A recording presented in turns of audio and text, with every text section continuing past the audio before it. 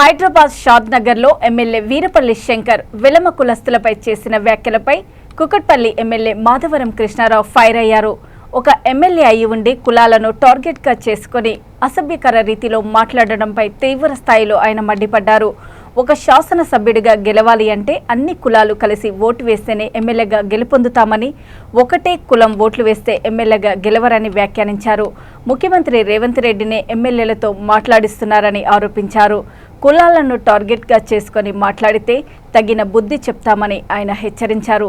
MLA చేసిన వ్యాఖ్యలకు నిరసనగా కుకట్పల్లికి చెందిన వెలమ కులస్తులు ఎమ్మెల్యే కృష్ణారావు ఇంటికి చేరుకుని చర్యలు తీసుకోవాలని ఫిర్యాదు చేశారు. కాంగ్రెస్ పార్టీ ముఖ్యమంత్రి రేవంత్ రెడ్డి స్పందించకపోతే ఈ ఘటనను పెద్ద ఎత్తున ఆందోళన చేసేందుకు సిద్ధంగా ఉన్నామని వెలమ కులస్తులు హెచ్చరించారు.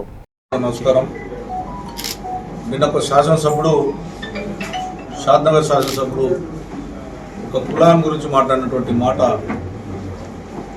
ఈ రకంగా మాట్లాడినటువంటిది కూడా చూసాం. ఈ కాంగ్రెస్ పార్టీ వచ్చిన తర్వాత ఈ కులాల మధ్యలో చిచ్చు పెట్టేటటువంటి ముఖ్యమంత్రి గారే బాధ్యత. ఎందుకంటే నల్లగొండ జిల్లాలో కాంగ్రెస్ పార్టీకి సంబంధించినటువంటి ఎమ్మెల్సీగా ఏదైతే రెడ్డి వర్గానికి సంబంధించినటువంటి రెడ్డిలను ఏ రకంగా ఇబ్బందికరంగా మాట్లాడినటువంటిది కూడా మన కళ్ళారా చూసాం. ఆ రోజు నల్లగొండ జిల్లా భువనగిరిలో మీటింగ్ పెడుతూ రెడ్డి సామాజిక వర్గాన్ని ఎంత భయంకరంగా తిట్టిండు కాంగ్రెస్ పార్టీ ఎమ్మెల్సీ అన్నటువంటిది కూడా చూసాం. నిన్న జరిగినటువంటి సంఘటన ఎంత అహంకారపురంగా ఆ శాసనసభ్యుని ప్రవర్తన చూస్తే అసెంబ్లీలోనే అతను గెలిచింది మొట్టమొదటిసారి.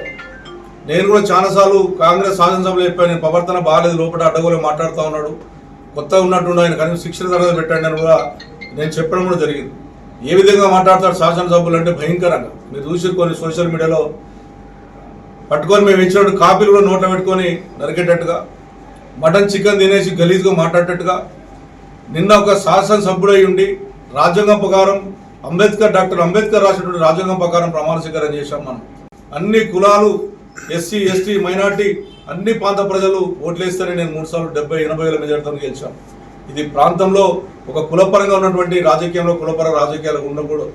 అటువంటిది ఒక కులాన్ని ఉద్దేశిస్తూ ఒక ముఖ్యమంత్రి దీన్ని ఎంకరేజ్ చేస్తూ ముఖ్యమంత్రి గారి యాక్షన్లో జరుగుతూ ఉంది.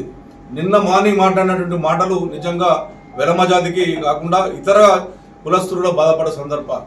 వెలమ జాతికి హైదరాబాద్లో తెలంగాణలో 1%, 2% మీరు అనుకుంటున్నారు.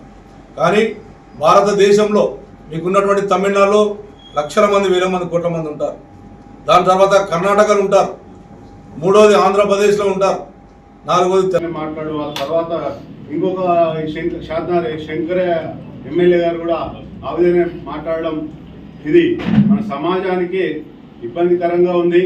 దీన్ని చాలా ఇట్లనే ఉంటే చాలా ఇబ్బందికరంగా ఉంటుంది. కాబట్టి మనం అందరం తీవ్రంగా ఖండించి ఇతనిపై చట్టపరంగా చర్యలు తీసుకొని, అసలు పార్టీలో కూడా మన వాళ్ళు ఉన్నారు, వాళ్ళు కూడా వచ్చి దీన్ని ఖండించి తీవ్రంగా మన యూనిటీ అనేది ఏంటో తెలుసుకోవాలి.